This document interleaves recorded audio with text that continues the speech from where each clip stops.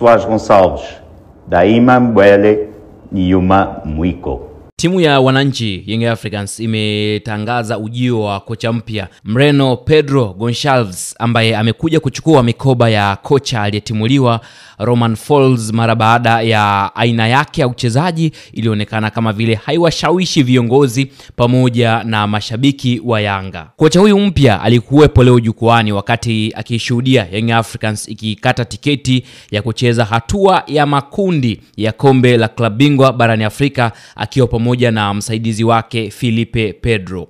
Sasa tuangalie CV ya kocha huyu ambaye tayari ametambulishwa Jangwani kama kocha mkuu. Anaitwa Pedro Valdemar Soares Gonçalves, ambaye ni mzaliwa wa Februari 7 mwaka 1976 pale Lisbon nchini Ureno, akiwa na umri wa miaka 49 tu.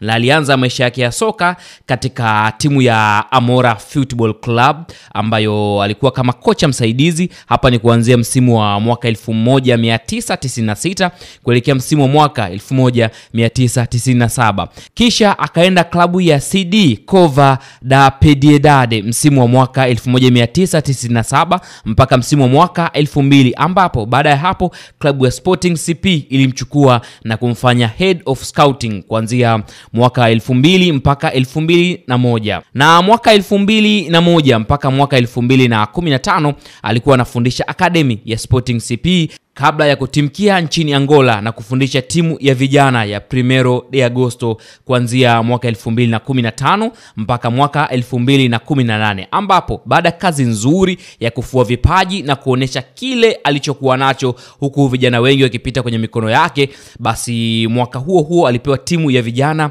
chini ya umri wa miaka 20 kabla ya kukabidhiwa jukumu la kuinoa timu ya taifa ya Angola mwaka 2019, ambapo alisaidia kufuzu michuano ya kombe la mataifa ya Afrika mwaka 2023.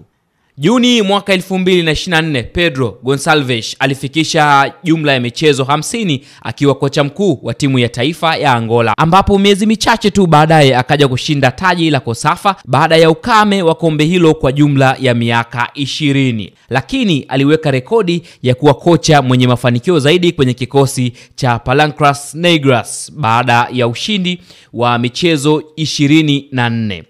Septemba 5 mwaka 2024 Pedro Gonçalves aliendelea kuandika rekodi ambayo inaishi mpaka sasa ya kuwa kocha pekee aliyewahi kushinda michezo mingi akiwa na timu ya taifa ya Angola, huku akimaliza ule ukame wa kufungwa na Ghana kwa miaka 24 baada ya kuichapa Ghana kwa bao 1-0. Lakini baadaye Septemba 18 mwaka 2025 Pedro Gonçalves aliamua kuvunja mkataba na timu ya taifa ya Angola baada ya kuitumikia kwa muda mrefu na kwa mafanikio. Pedro Gonçalves anazungumzwa kama kocha ambaye ana uzoefu sana na mpira wa Afrika, huku mfumo wake pendwa ukiwa ni ule mfumo wa 4-3-3 ambao ni mfumo wa kushambulia zaidi. Karibu Jangwani Pedro Gonçalves, utuonyeshe sayansi ya Kireno vile ambavyo itakuja kufanya kazi hapa nchini Tanzania. Lakini swali linakuja, je, kocha Mabedi ambaye ni kocha msaidizi wa klabu ya Young Africans aliyetambulishwa siku chache zilizopita ataendelea kuwa kocha msaidizi wa klabu hiyo, au naye atavunjwa mkataba akatafute malisho sehemu nyingine? Maana kocha huyu mpya amekuja na kocha wake msaidizi ambaye anaitwa Filipe Pedro.